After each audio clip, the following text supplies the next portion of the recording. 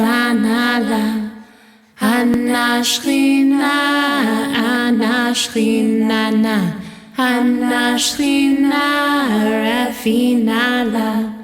Anna elna, Anna elna. Anna elna, refanala. Anashrina, anashrinana. Anashrina, refinala. She revealing divine healing. Body, spirit, may we behold. We healing through divine revealing. Spirit, body, may she behold. Anna elna, Anna elna. Anna elna, refanala. Anashrina, anashrinana. Anashrina, refinala.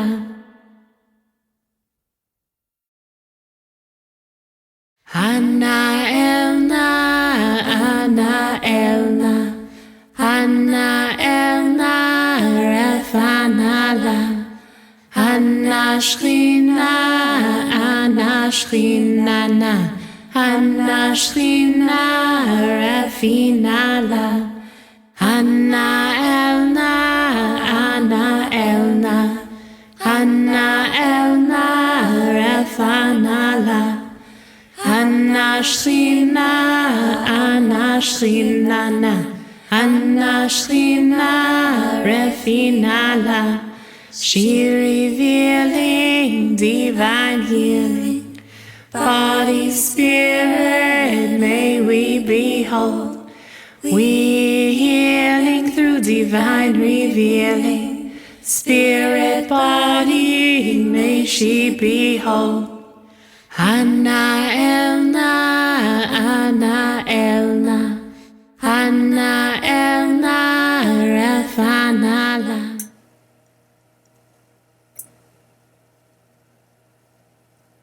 In solidarity with the people of Orlando, Florida, the LGBT community around the world, and all Americans and all people who follow a path of love, we will spend a moment in silence.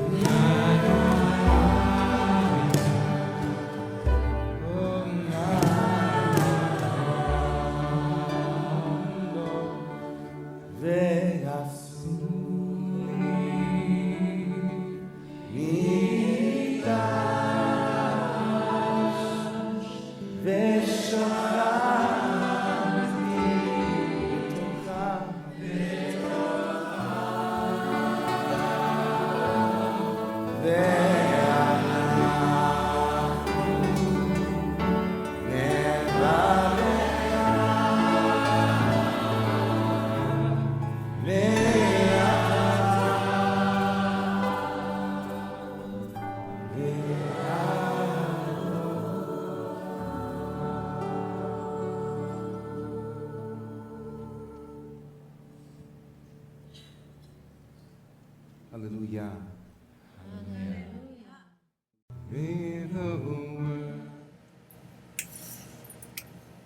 Chag Sameach, everyone. Welcome to OneShul.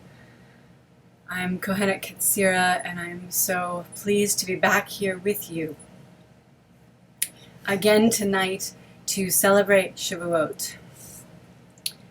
For those of you just joining us, we began our service tonight with a moment of silence.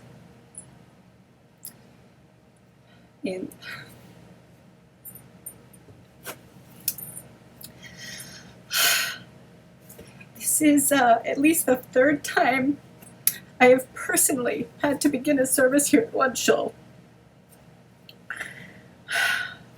on the same day as a mass shooting. Sorry, I spent my day trying to figure out how to do this again.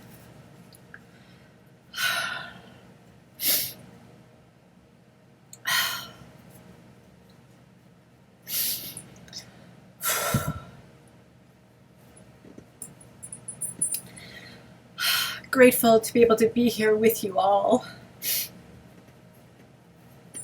And I want to begin our service tonight. We will move into our celebration, our exploration, these sharings of beautiful contributions that so many of you sent in, the great teachings that many of you have shared with me about Shavuot, the prophetesses, the matriarchs, the Torah, in the last few weeks that we've been discussing this.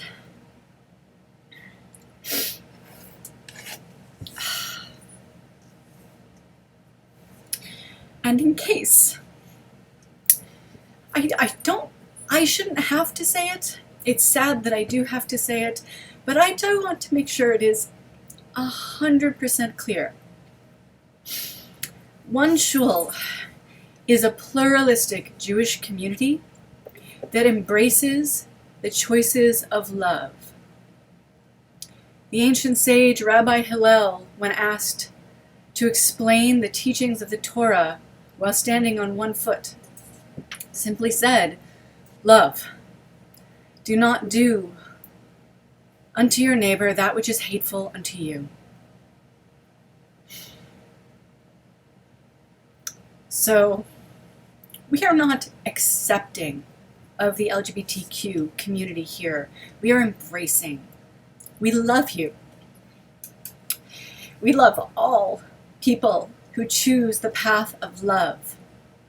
All people who, when they make an action in the world, begin first from the question of, is this an action of love? Is this an action that brings tikkun olam, healing of the world, tikkun HaLev, healing of the heart, or tikkun hanefesh, healing of the spirit?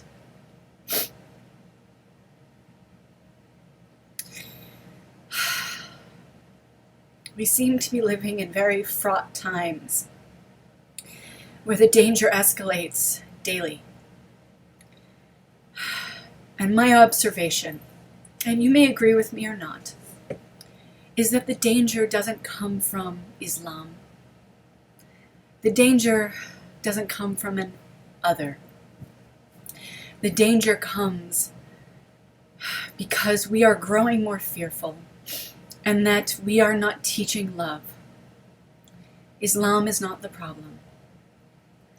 A year ago, a peaceful church was shot up by a Christian who thought he was doing the right thing. Ultra-Orthodox Jews kill people every day as well. Not every day, but speaking, you know what I mean, I hope. Every religion has people who choose a path of hate. I encourage you to choose the path of love. Every day we can make that choice, and every day we can choose the best version of our faith, the best version of ourselves, the best version of our community, to create the best version of our world. So,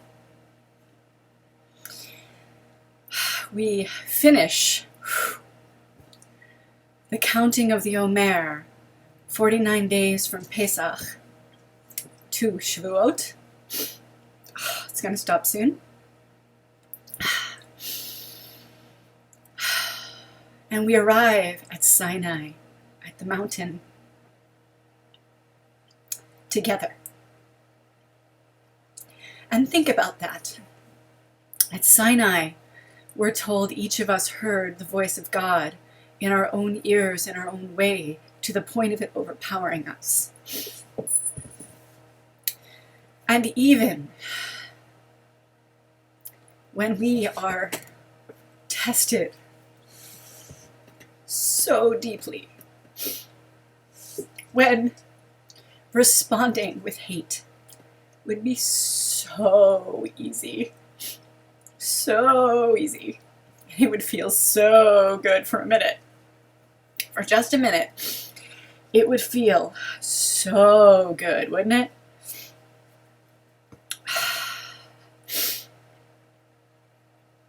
But we've heard the voice from the mountain. And the question is, what will you choose to hear?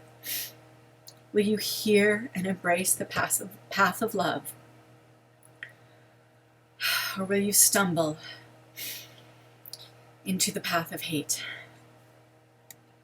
And tonight, we'll light our candles.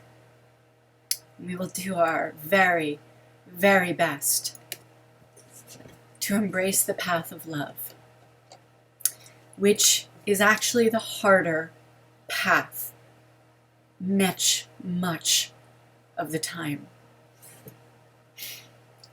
And if you've been following as we've been preparing for our Shavuot Seder together, you know that we are exploring our way tonight through the voices of 7 prophetesses.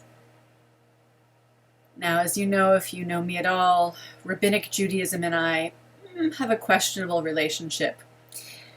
I appreciate the teachings of the ancestors, but as I was taught by Rabbi Adele this week, we know much more now. We have more information now, so maybe we should make some new choices now. And so we recover the lost voices of the prophetesses, the 7, and there were many more, but 7 that are named. And we will explore in the tradition of Shavuot, the teaching of Torah, and hopefully we will find new ways to weave our lives into the path of love. You will hear and see many faces and voices of your community, your OneShul community tonight. Many other people tried to get their faces and their voices to you, but technology got in the way, and I appreciate their efforts so deeply as well. So we'll begin by lighting our candles. If you have your candles, I invite you to light them with me. If you have little plates of food for yourself to bring into your body the teachings as we go through, wonderful. If you don't, then maybe take a moment as we get started to at least get a glass of water, maybe a glass of wine. If you have some cheese, some dairy, or any of the 7 species, the sacred 7 species. They're also connected, as Alumah taught me in the past week, that they are also connected to the 7 prophetesses. And don't worry about which one is officially connected. Whichever one speaks to you is how it should work right now. So, let us light our candles and say the prayer. Move the candles over for you all. We'll light our candles. We will transition together into sacred space and time with more special pretty candles. And if you're following along in your Shavuot Haggadah, and please, Adele and everyone else, no apologies for lactose intolerance, veganism, or anything else that means you're not having dairy.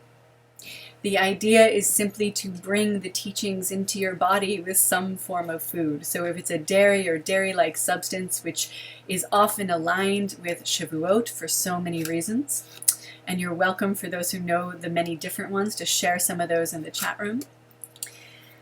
Or if it's with the 7 species, or whatever it is that helps you just bring this into your body, which is part of what we do with any Seder experience. So we'll light the candles, we'll say the prayer, and we'll begin to enter into our space together today.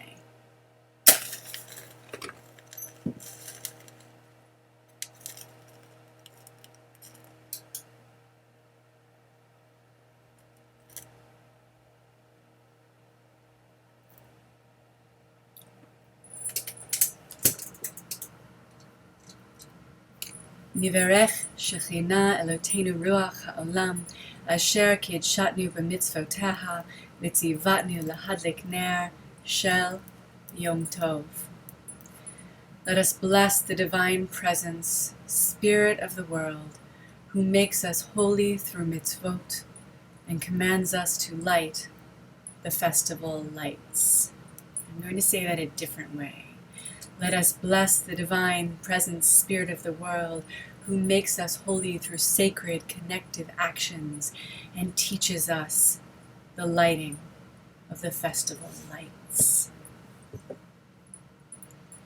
And we move to a Sephardic prayer that I found at Ritual Well and also in several other books over the years.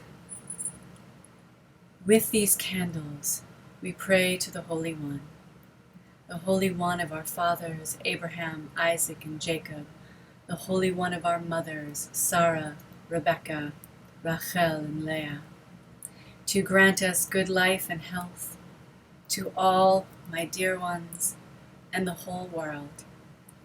With these candles we pray to the God of our mothers, Sarah, Rebekah, Leah, and Rachel, to grant us good life and health, to all my dear ones and all the world.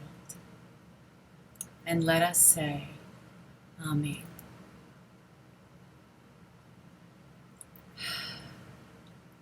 So many amazing voices and beautiful faces to entrust the care of the words to you tonight. I'm going to turn our prayer before prayer over to a special friend to us all, and all of these are special friends to us all. Shavuot Sameach OneShul.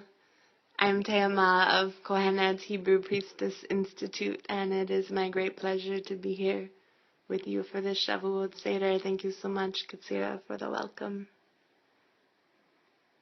A prayer before a prayer.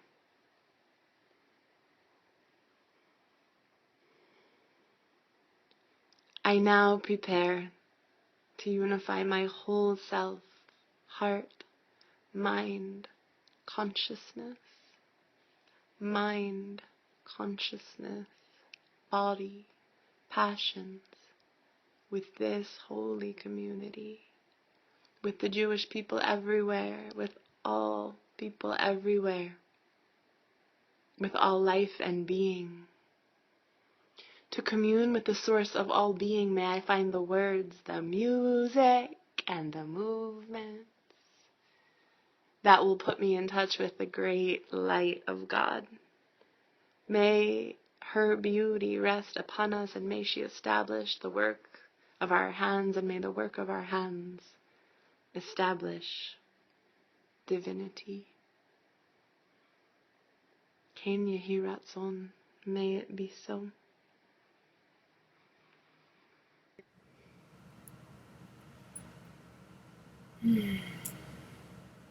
It's a prayer before prayer.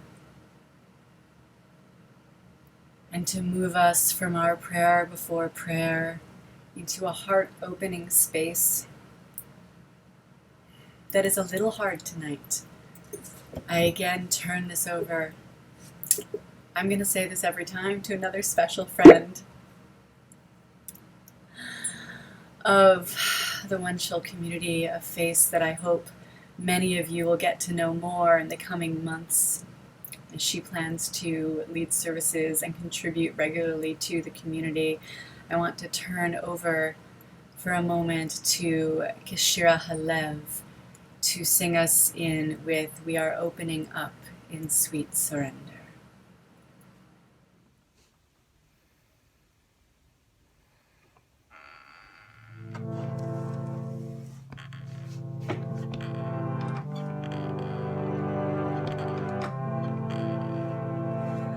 We are opening up in sweet surrender to the luminous love light of the One. We are opening up in sweet surrender to the luminous love light of the One. We are opening, we are opening, we are opening, we are opening. We are opening up in sweet surrender to the luminous love light of the One. We are opening up in sweet surrender to the luminous love light of the One. We are opening, we are opening, we are opening, we are opening.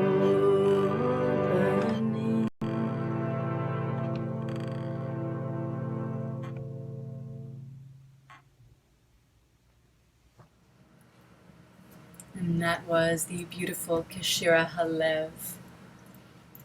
I'm sure she would want me to tell you that she's recovering from illness and felt her voice wasn't quite up for the task, and I'm so grateful she was willing to risk singing for us tonight and bringing her tired voice but beautiful voice to us here tonight. Thank you so much, Keshira. I love you and appreciate you participating so much.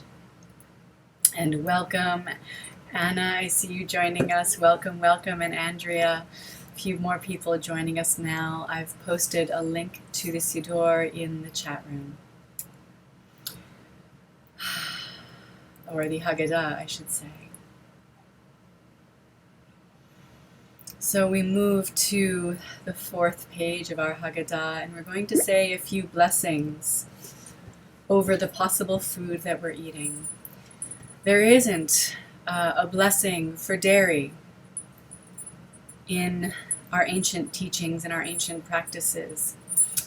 But I had several years where I was creating Haggadot for various holidays, and it really bothered me that we didn't have, that so many things were turned over to the shahakol, right? It was just bothered me that so many were turned over to that, especially in this day and age.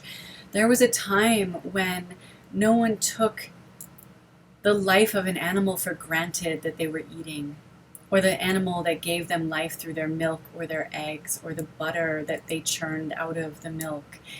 These creatures were cared for because their lives were so valuable. We don't really live in that time anymore, though. So to me, it is so important to add to our liturgy of brachot with prayers for the animals and the fish and the dairy, so we can recognize how sacred and important it is that these animals give their lives for our life. And hopefully we have treated them with respect in life and given them the best life that we can. But this bracha that we'll read over dairy is one of my own creation, with help very much from the Ravot in ensuring that my Hebrew syntax was proper.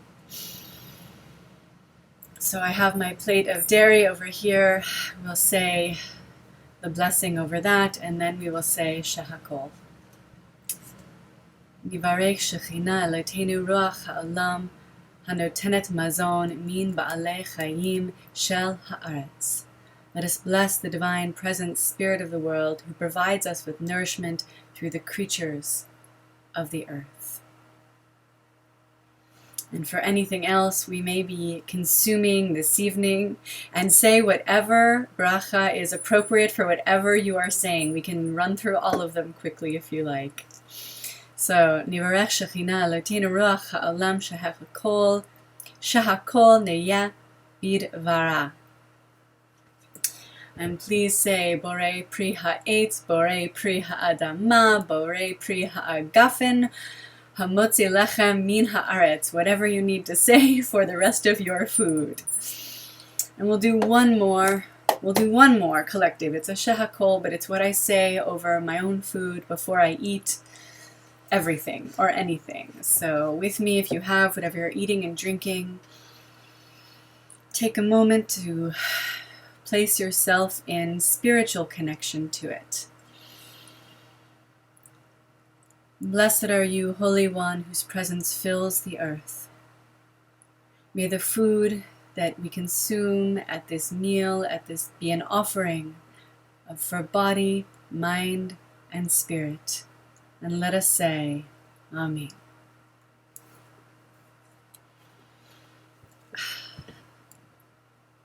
So as we move into our first of the prophetesses tonight,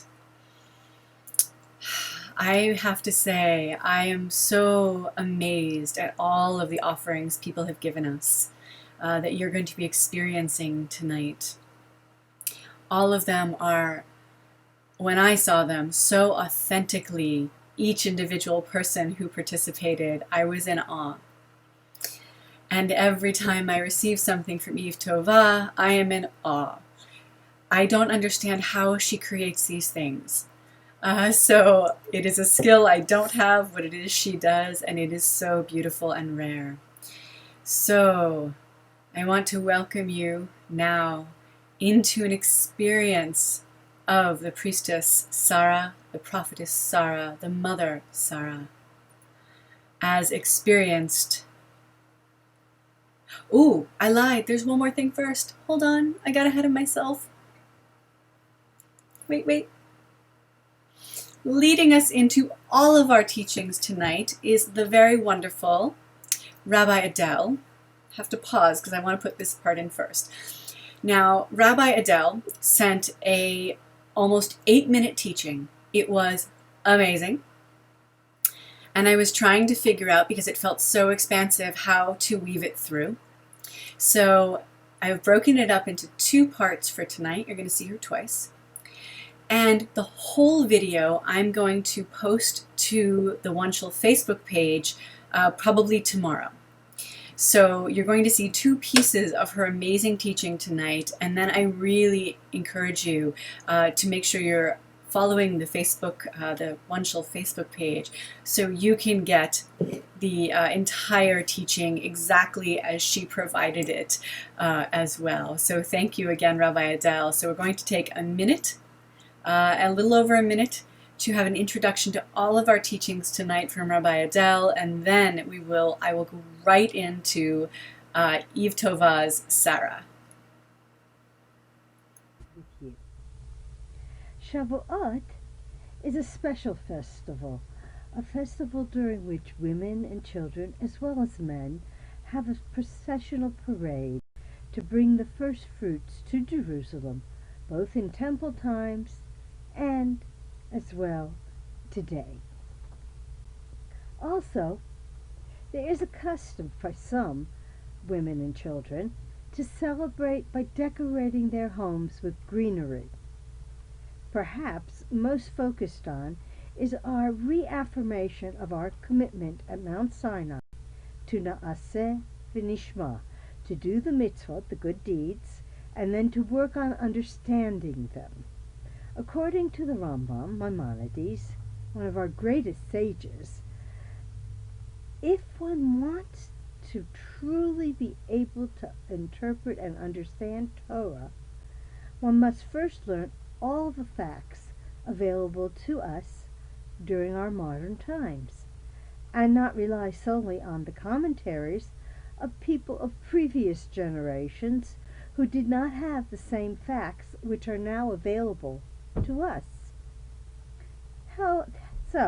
Hence, we should all study the sciences, medicine, agriculture, math, histories and their contexts, archaeology, and so forth with you. Shavuot is a special festival. Sarah, our mother. Sarah, our beautiful Sarah, our mother. Sarah, the one who taught us how to kindle the lights on the Sabbath. Sarah, our mother. Sarah, our sages tell us that Sarah had a higher degree of prophecy than even Abraham. Shemot Rabbah 1:1. In every area of goodness, Sarah was the equal of Abraham.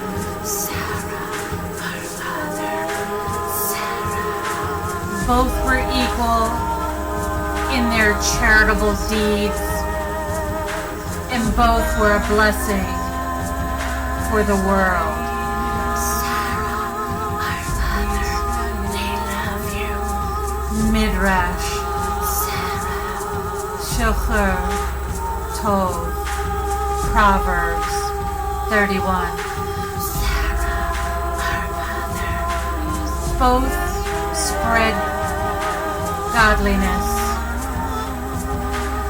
Abraham among the men, and Sarah among the women. Bereshit Rabbah 39:21.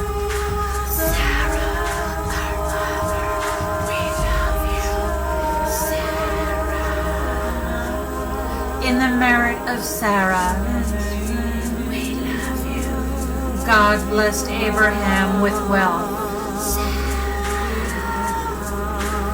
Midrash Proverbs 31. And with all other blessings, Tankuma Shei Sarah 4. The greatest blessings for Abraham was that he merited to have Sarah as his wife. As long as Sarah lived, a cloud of glory hovered over her tent. And a light burned from Erev Shabbat to Erev Shabbat, and her home was full of blessing. Sarah. This all ended when Sarah passed away.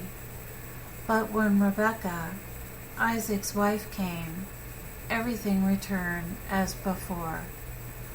Tankuma, Ibid, Sarah. Sarah passed away at the age of 127 years. Soon after the Akedah, the binding of Isaac, Abraham buried her in the cave of Machpelah, Sarah, which he bought specially from the sons of Keth, Sarah, for this very purpose. In the cave of Machpelah are also the graves of Adam and Eve, Sarah. Abraham was also buried there later, as well as Isaac and Rebekah, and Jacob and Leah, mother. Sarah was the first of 7 prophetesses who were mentioned in Tanka, the Bible.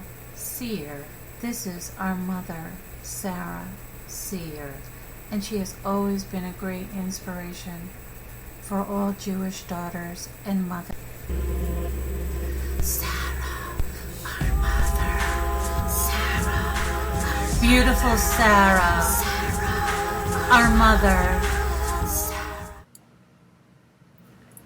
So, I am on the phone, if you're all wondering, on the other side of this, watching me on the phone. I am dialing in Alumah, because as I said in the chat room to Rabbi Adele, don't let tech problems get in the way of sharing your voice. So I'm going to ask Alumah to mute her computer. And in just 1 second, I'm going to let Alumah speak to you all some of her own teachings from Sarah. 1 second. Put you on speaker. All right, let's see if this works. I'm here. Can you hear me? Yeah, go ahead. Hello. Chatzmeach. I'm so sorry that you didn't get my sheets on Sarah or my video, but I'm very excited to talk to you about Sarah, and I'm also incredibly excited that Ketzirah chose this venue to celebrate Shavuot. And I think what's really important for me and for all of us when we're here, when we think about surrendering to the openness, love light of the One, and about returning to the land of our soul, we're returning to our individual souls, and the souls of the prophetesses, and the souls of Torah, and the collective soul of the world. And the beautiful piece that Eve Torah just showed us, amazing, and it talked about a lot of the things that Sarah was. And of the Sarah of 7 prophetesses, actually, it was only Sarah who had 3 names. And each of it, in its own way, symbolized and indicated her role as a seer. as an alchemical wise woman, ever present and presented with the presence. So although Sarah had 3 names, Sarai, which most of us know, which means my princess, and Sarah, which also most of us know, and perhaps you can get those sheets where I actually went through what each one of those names meant in my own vision, but the name I really want to focus on now is Iska, which is a name that I never was really familiar with until this year's reading. So Iska occurs in Genesis 11:29 when they're talking about the lineage of Sarah and Milcah. And Iska means the one who looks forth. And it's from an unused root, meaning to watch, to see, to be observant. And some say that this is proof of Sarah's role as a prophetess, because it talks about one who sees. And others say, well, no, she's given that name just because she's so beautiful. And, the looks come from the people seeing her. And, maybe they're both valid. But I really invite you to see that perhaps there's something else here. Perhaps we can see in this name the possibility that she is both seen by divinity and is able to see with the eyes of divinity. And perhaps this great scene comes about precisely because she has learned the art of inwardness. As it said, she left inwardly when she was told she was going to have a child. Inwardly, on the inside of the tent. On the inside of the tent that she created and creates. And it's also interesting that this name is introduced before all the many, many other things that go on in the parshas to follow about seeing and visioning. But anyway, in the letters themselves, we see the Yud and the He.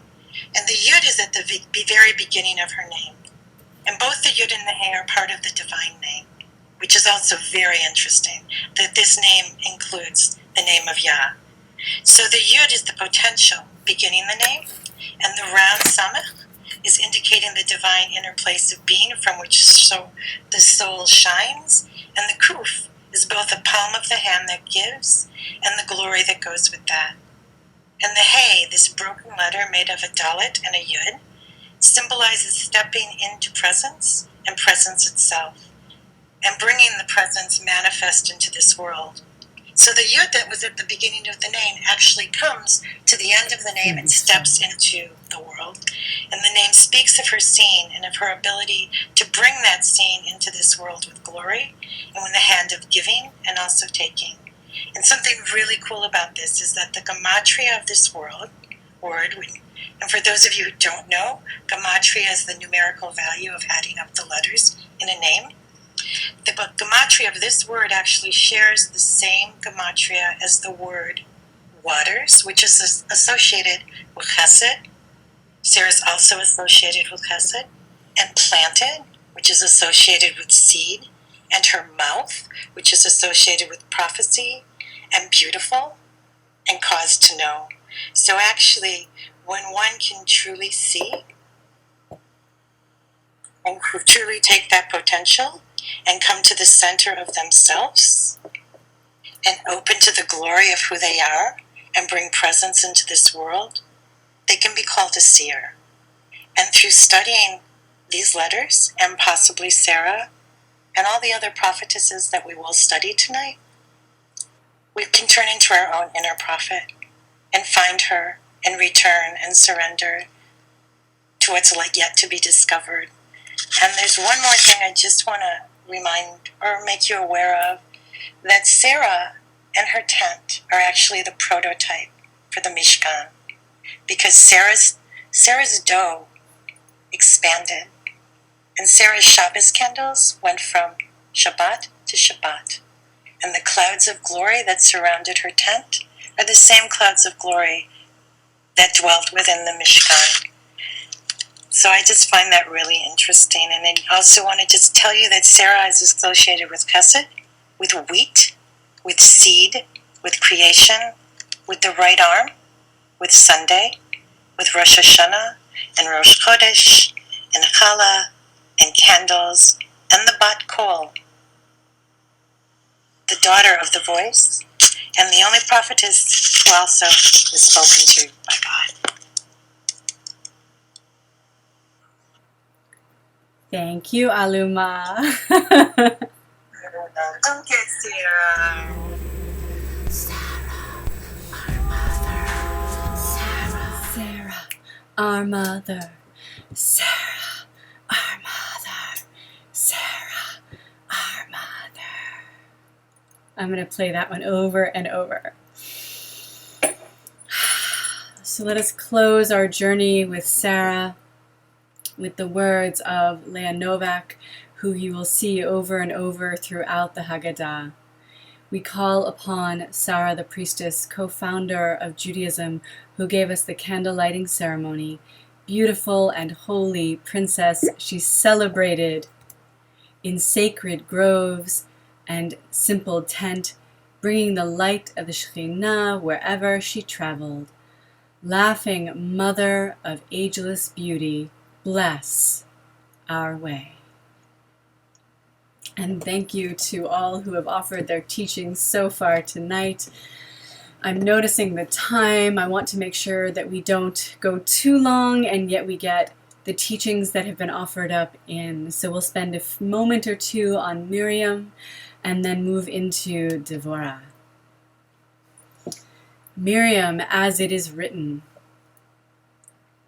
Then took Miriam the prophetess, sister of Aaron's and not Moses' sister, Rabbi Nachman said, in the name of Rabbi.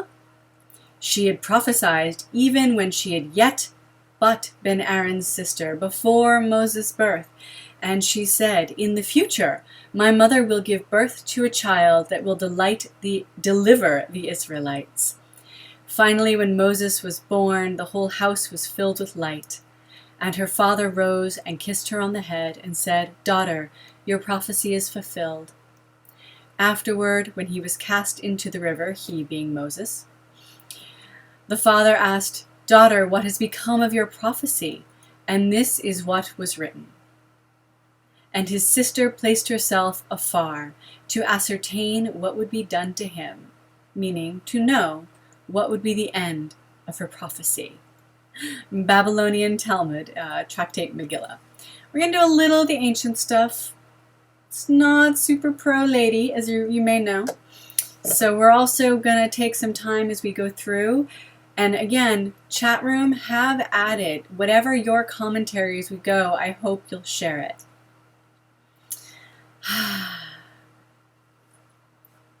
So Miriam is one of the ones specifically named as prophetess in the Torah itself. She is the one who led the women. If you have read Jill Hammer's amazing book, Sisters at Sinai, which if you haven't, go buy it now. It's not Shabbat. Go buy it now. I'm telling you. Buy it. Do it. Do it. Do it. Do it. If you can afford it. In her teachings, in her modern midrash, Miriam stood under the Sinai mountain as Moses went up, and she brought up the calendars of the stones, the teachings of the calendars of the earth, up from under the earth with her, and led the women. And yes, Eve Tovah, the ancient teaching is amazing. It gives us something to reflect on. It gives us places to know where we began and to know when it's time to say, maybe we want to rethink that, as well as a lot of deep, deep truth. Absolutely fair. So let's take a moment and think about Miriam, the one whose blessing gave us the waters in the desert, the one who in so many ways was the equal as a prophetess to every prophet who has walked, the one who went through the same searing pains that Moses did when she was expelled into the desert for her own initiation and returned back to the people. We move again to the words of Rabbi Novak. Miriam, charismatic, spiritual, and political leader, you challenged male authority from childhood and taught through ecstatic music and dance. You nourished us in the desert, watering our bodies and souls. Dancing Mother, guide us now, and through another wilderness of confusion, showing us the way to restore feminine energy to a wounded planet. Amen. So we move now to Devorah. Oh, I haven't been eating either. Wait, that just reminded me, my plate. I skipped Sarah. I'll have that one in a second, but I'll have Miriam first. So my Miriam is the fresh mozzarella in water, since she is so related to water. I hope you're taking a sip of something, a drink of something, a bite of something as you go. Ooh, it's salty too. Because watching me eat's fun, I know. Okay. We're going to move now into Devorah, and we have 2 teachings on Devorah tonight. We're going to begin again with Rabbi Adele, and then I'm going to turn it over to Devorah Kalila. And I want to read a little bit of PunkTorah for you. That very part. Udvorah eshet nevi'ah, eshet levidot, היא שפטה את ישראל בעת ההיא, והיא יושבת תחת תומר דבורה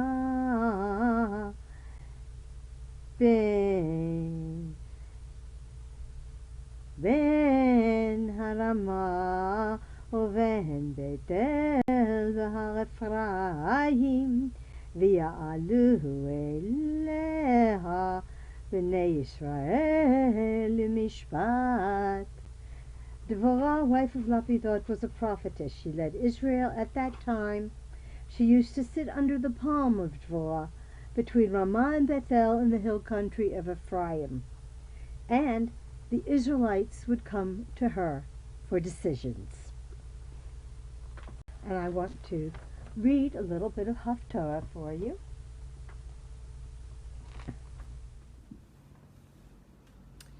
Devorah, Eshet Lapidot, prophesizing woman, valiant woman, fiery woman, keeper of the flame, possessed by spirit, leader and judge, decision maker.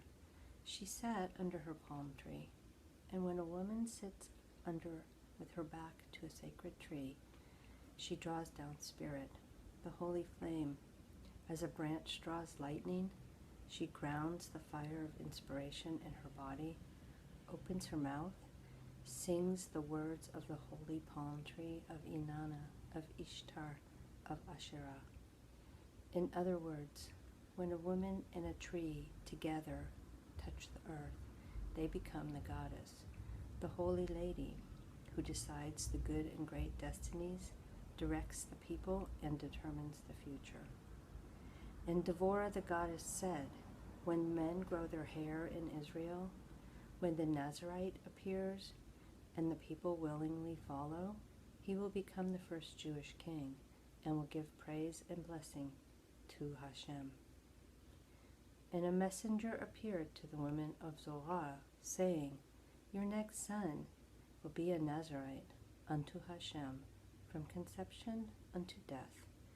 And when the boy arrived, the woman named him Samson, son of the sun, because everybody knows that a king is a child of the sun who goes forth in his might. So when Devorah sang for Barak, the lightning, and the tribesmen to chase after the ruling king, this king was struck dead. And another thing happened when Devorah the goddess sang for Barak, the lightning, and called it to the tree. As commonly they do, a swarm of bees formed a hive in the lightning-struck tree, and the bees made honey, as they commonly do. So when Samson was wandering in the desert, and he killed the lion, which is a right of kingship, and the lion grew a hive of bees, making honey in its body, he heard Devorah Hanaviah's song of lightning and a defeated king, and he knew that it was his turn to rule. Samson told the priestess of Timnah and of Sorek the song of Devorah, the lion, the honey, and they agreed to make him the new king. Later they changed their minds. Devorah the palm tree and her Nazarite priests were judges, not kings, in Israel, until they were deposed by the Levite priesthood, who became the new judges, not kings, in Israel. So there we have two very different experiences of Devorah. We have the ancient text so beautifully chanted by Rabbi Adele, and we have Kohenet Devorah Kalila sharing her weaving of ancient mythologies into modern midrash. Yes, the song is of Devorah and Barak, not just Devorah, and that interplay between the bees and the lightning, which is what Barak means. There is so much we can unpack there. And remember, there's so much more to Rabbi Adele's teaching, which will go up on the OneShul Facebook page this week. Such a great teaching. It was beautiful. I'm sorry that in my figuring it out and cutting things up, I couldn't figure out how to include everything everybody was sharing. My cheese was intentionally a very spicy one with a little bit of honey. So for Eshet Lapidot, the woman of fire, my spicy cheese with a little honey for her name, Devorah. So we close Devorah with words again from Reb Leah Novak. Devorah, great warrior, judge, and mother in Israel.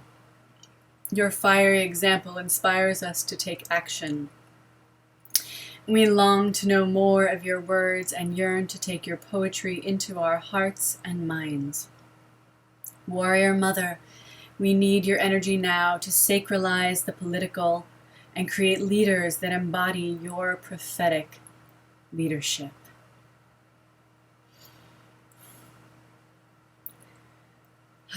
We transition to Hannah. And Hannah is such an interesting one to me to have been included in the list of prophetesses. She is the woman who taught us prayer. And we'll talk a little more about her in a moment. I'm going to let Ginnie do our opening and our closing. Hannah. Hannah, as it is written, and Hannah prayed and said, my heart is glad in the Lord. My horn is exalted through the Lord. My horn is exalted and not my flask. David and Solomon, who were anointed with the horn, their dynasty endured. But Saul and Jehu, who were anointed with a flask, their dynasties did not last. From the Babylonian Talmud. Hannah. So Hannah is the one who taught us how to pray. If you look at the text in 1 Samuel,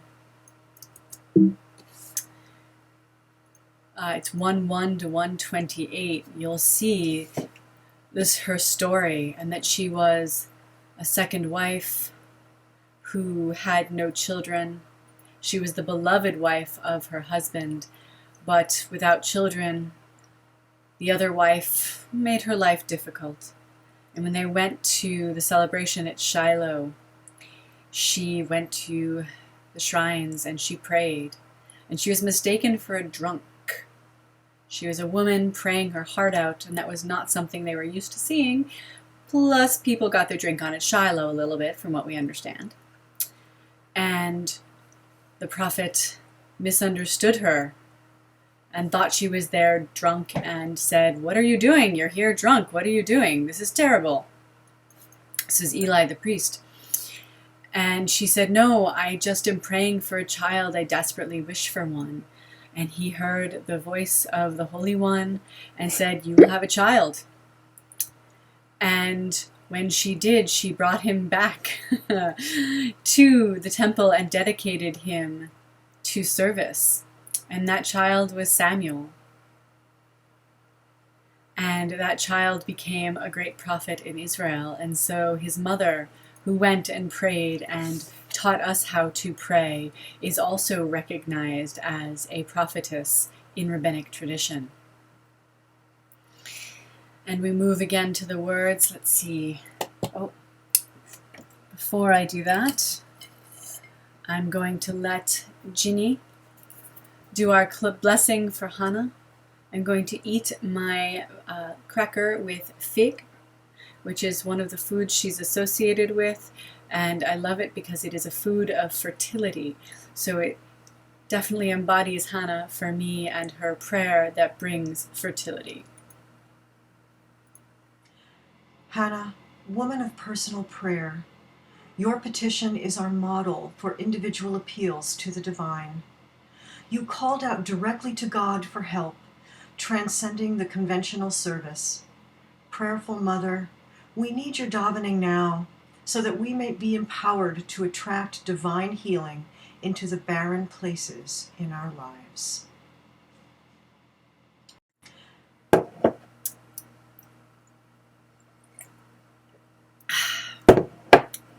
Brilliant choice, making little fig jam on a cracker on camera. Things in my tea. Thank you, Ginnie, so much for taking the time to record that. Wonderful to see you and hear you again participating in our services.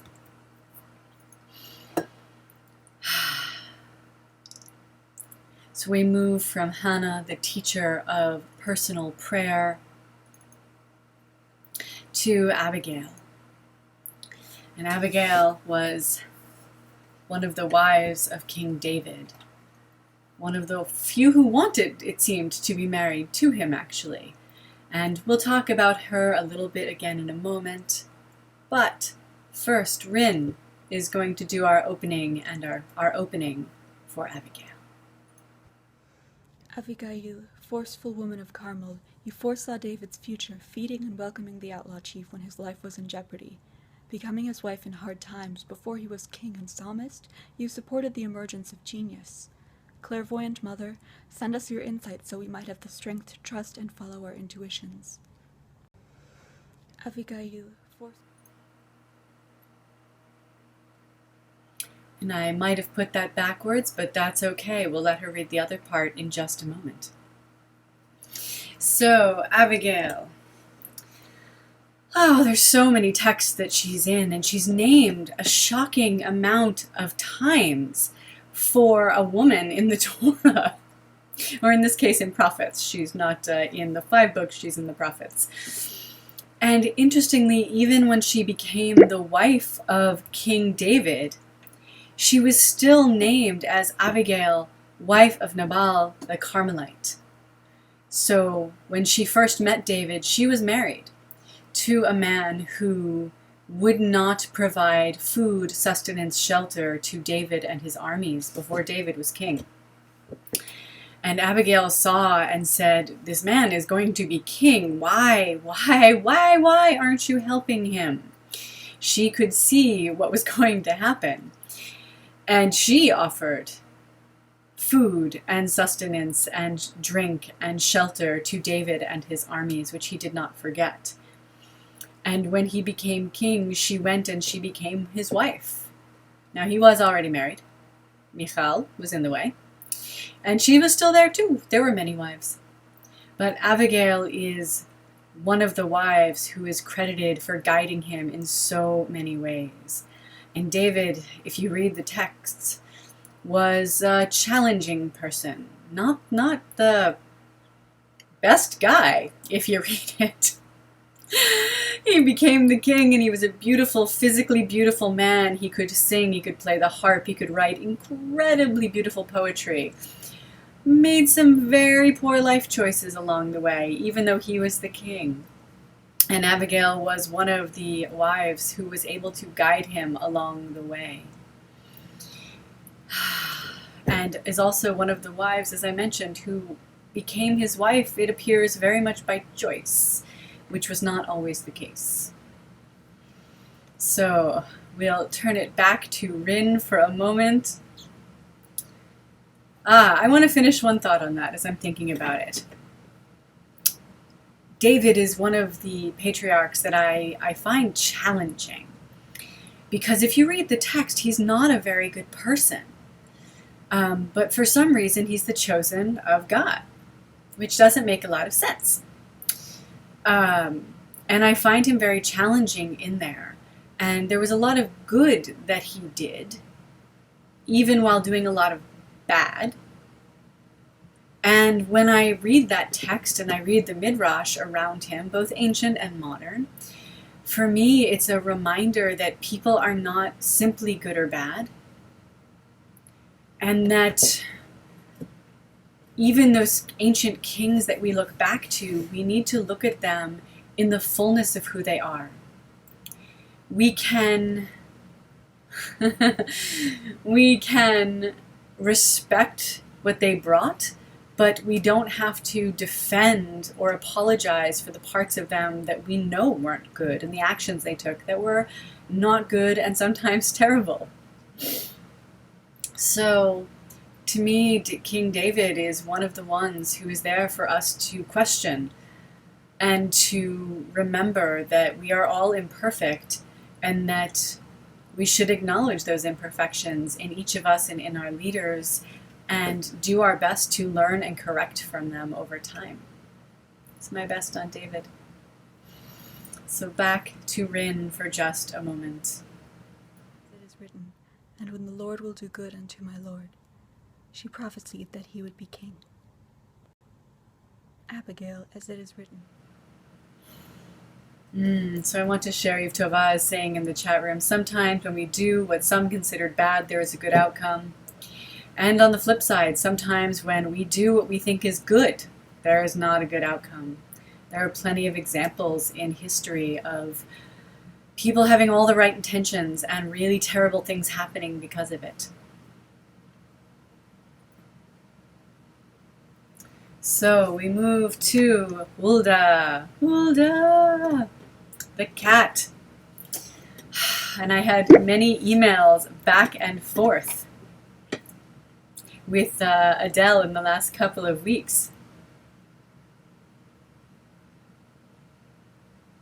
Ooh, I have to share what Adele is sharing in the chat room right now. So the prayers initially referred to the rebuilding of the house of David, the wise lineage thereof.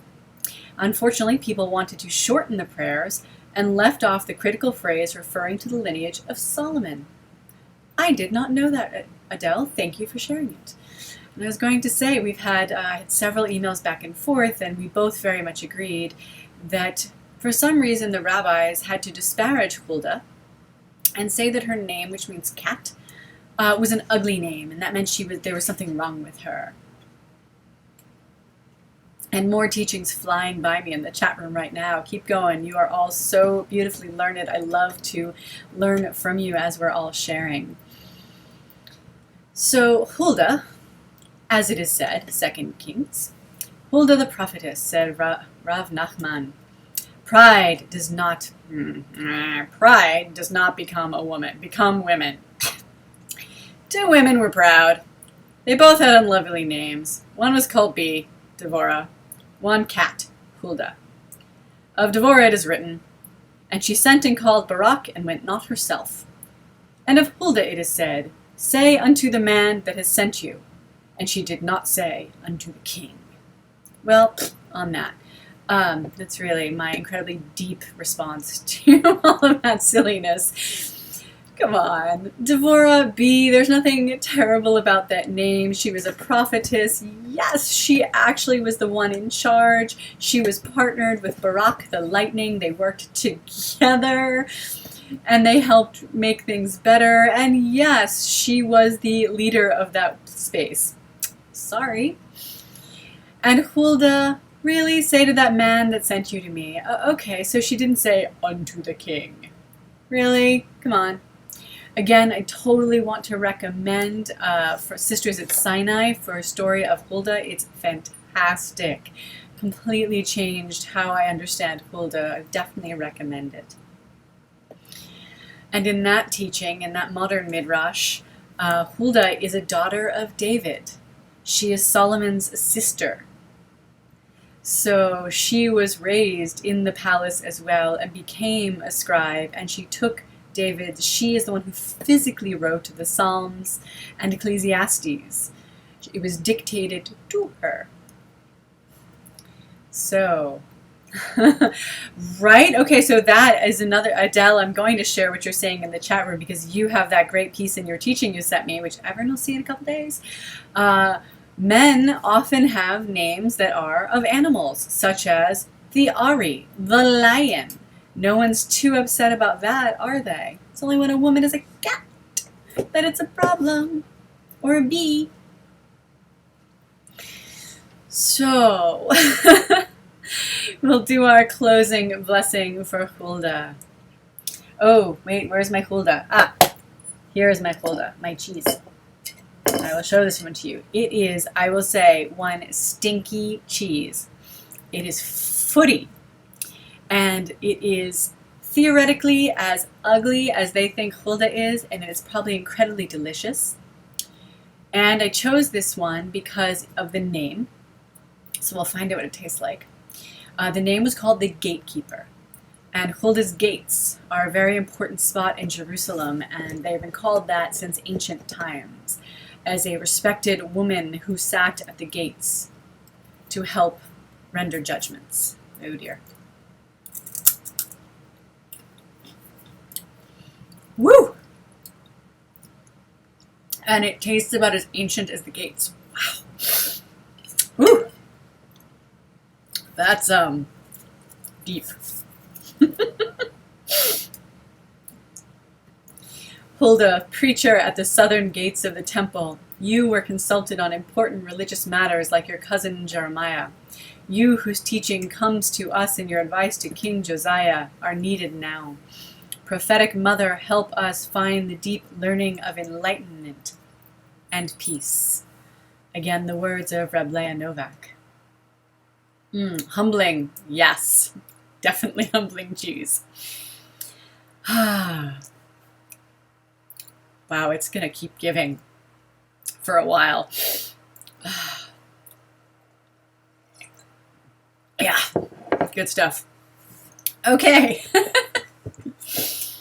I might need some of that fig from Hannah to wash that. I'm going to switch to the wine for a minute. There we go. All right, Esther. Beautiful Queen Esther. Ooh, Hanamira. The gatekeeper is the one of the heart, for the heart valves move like gate swings. I love that. Beautiful. And also talented and poetic. So, we move to Esther, Queen Esther. And I'm challenged personally to just put Esther here without Vashti, because to me they are enjoined forever in history. Vashti, a queen in her own right, who was asked by a drunken court to dance naked in front of the men, and she said no, and then got banished at best. And then Esther, young girl plucked from obscurity, thrown into the harem, and then finding the inner strength to save her people. And Esther, because it is written, Esther put on royalty. It should be written, royal apparel. That means she clothed herself in the Holy Spirit. And this is inferred from an analogy of expression. Here it is written, she put on. A spirit invested Amosai. As there the Holy Spirit is meant, so here. So the royalty that she put on was the divine garments, the Shekhinah wrapping her wings around her, the holy presence, and her own inner royalty as a queen in Israel. And so many things we could read about Esther, the entire book of Esther. I'm sure that everybody has their own teachings that they can share on Vashti, on Esther, and on her role as a queen in Israel and as a prophetess. And Hanamira, I agree. I always see Vashti and Esther as Lilith and Chava as well, Lilith and Eve, very much united in my thoughts as well. So we think about Esther, we think about one who must cloak herself and hide her true nature to help save her people, and at the very right moment be able to say who she is with pride. Coming out of the closet, Esther. That's right. Let that star shine.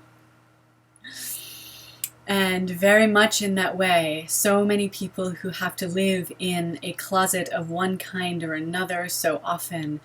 And let us hope that for so many, whatever it is, their deepest true self that they feel they need to hide, it is so they too may be in the right place at the right time to save their people. And for Esther, and this I'm excited about, we have ash-coated cheese. So cheese that doesn't reveal its goodness right away, the ashes that Mordechai covered himself in. That is my cheese for Esther. And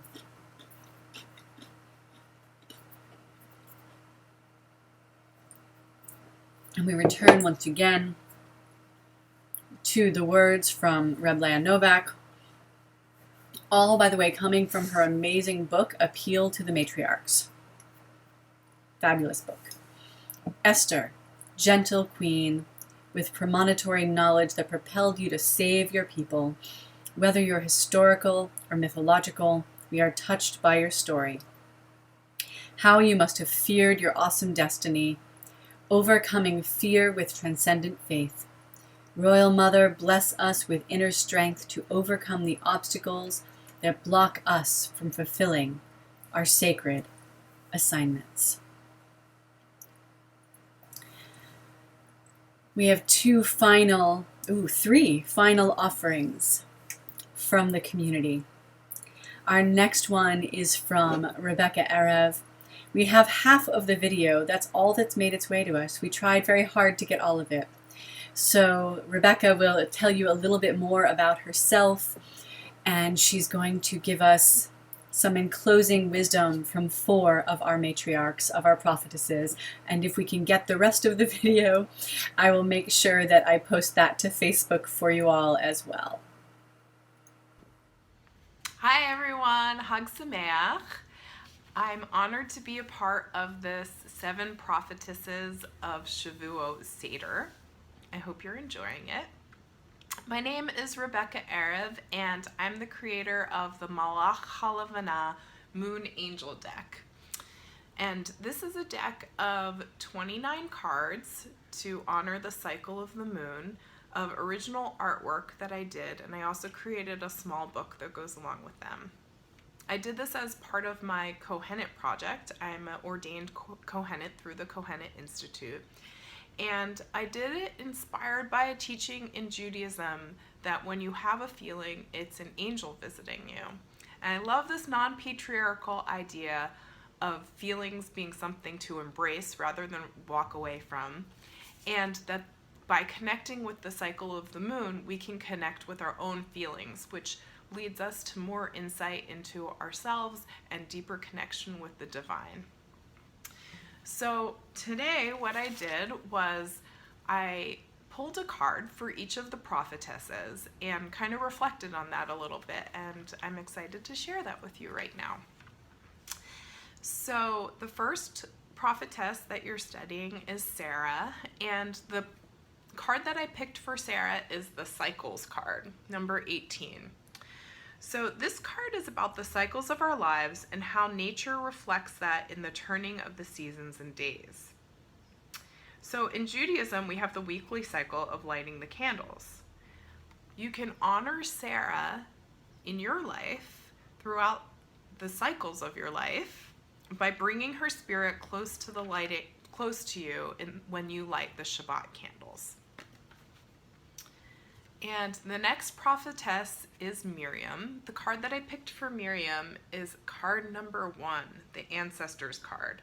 So this card is about the ways our ancestors lived through us. And Miriam is a prophetess associated with water. So we honor Miriam when we remember that most of our bodies are made out of water. And that water is this universal element that connects us all and connects us to our ancestors and to the very essence of what it means to be on earth. So the next prophetess is Deborah, and I picked the floating apparitions card for this prophetess. This card is about the strength it takes to let something die in order to be born again. And Deborah is the prophetess of the warrior, and she's named after the bee.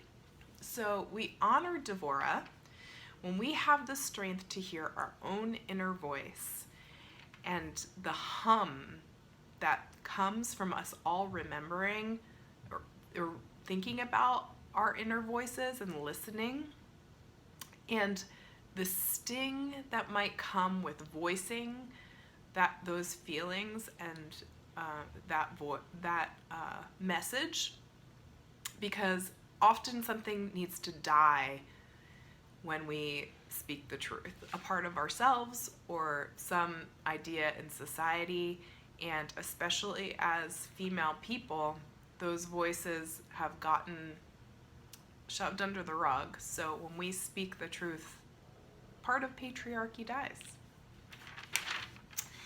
And the next prophetess is Hannah, and the card that I picked for Hannah is Hive Mind. So this card is about the individual insights that make up our community understanding. And Hannah is the prophetess of the call. So we honor our Hi everyone, Hag Sameach. I'm honored to be And that is where we lost the rest of the teaching of honoring the call, but I think we can easily guess the idea of honoring the call and our own voices and the call that we hear pulling us into our lives. And thank you very much to Rebekah Erev for sharing that. And again, if I can get the rest of the video from her, I will post it to Facebook. So we move into our closing prayers. And as Adele had mentioned in the chat room, it says sukkah there, sukkah, which seems strange. But part of the idea originally behind the Shavuot Seder was tying our spring harvest, summer harvest, spring summer harvest, to the fall harvest together. And a practice that many have at Sukkot in the fall is to invite the ancestors into their sukkah with the Ushpizin, the male ancestors, the Ushpizot, the female ancestors, and it is these same 7 ancestresses that are often the ones invited into the sukkah. So if you are playing along with this part, I invite you to take your paper out now, your special pen, whatever it is, and hold on to those for a moment to continue to bring the energy of the spring harvest through into the fall for you. So we have Birkat HaMazon, and Keshira HaLev will sing that for us. And it's a moment of a blessing after our meal, since we were eating together at least a little bit, and then we'll move into our very final blessing.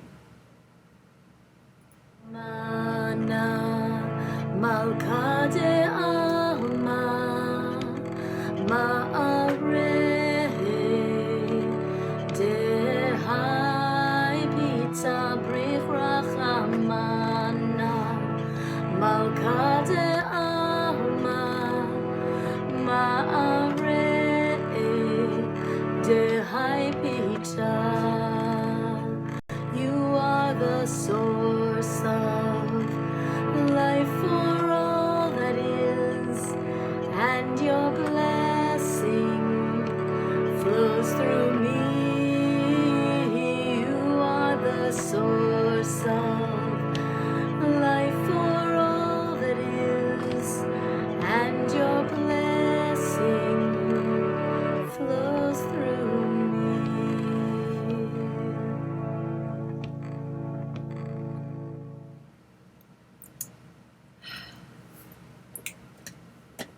So let us pray together our final blessing.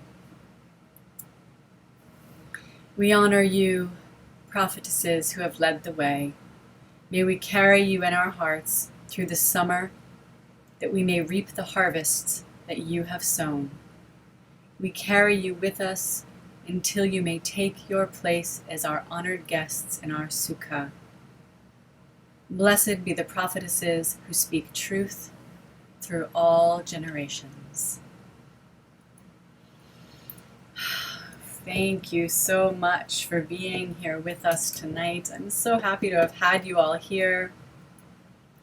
Thank you so much to everyone who contributed in so many ways.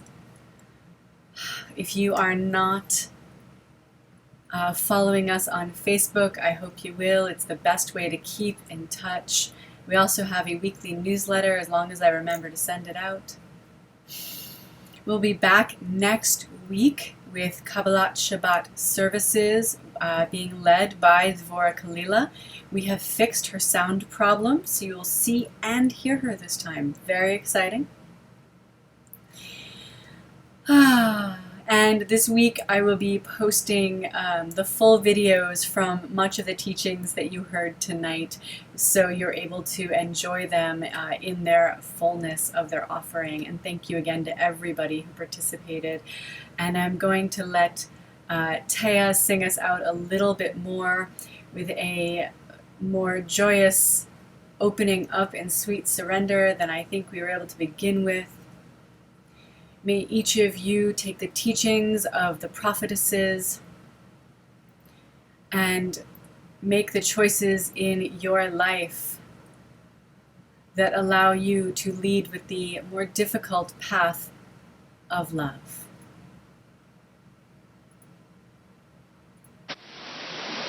Shavuot Sameach, OneShul. Hello again, this is Teama of Kohenet Hebrew Priestess Institute, videoing in from Laughing Waters in Asheville, North Carolina, where I'm in ancestral healing ceremony this holiday.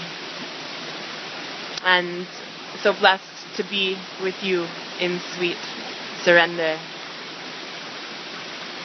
We are opening up in sweet surrender to the luminous love light of the One. We are opening up in sweet surrender to the luminous love light of the One. We are opening. We are opening. We are opening. We are opening. We are opening up in sweet surrender to the luminous love light of the One.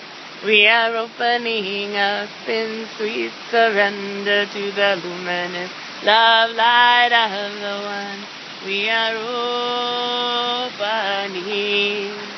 We are opening. We are opening. We are opening.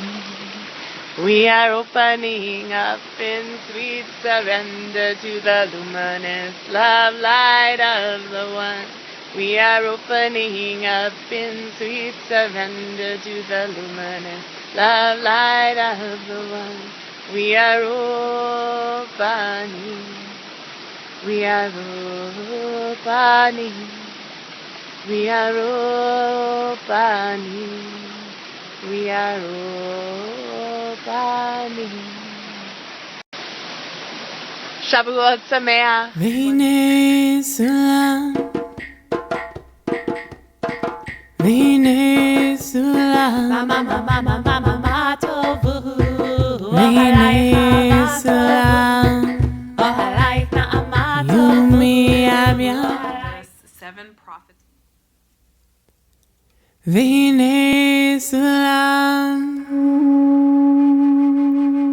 V'hinei sulam. V'hinei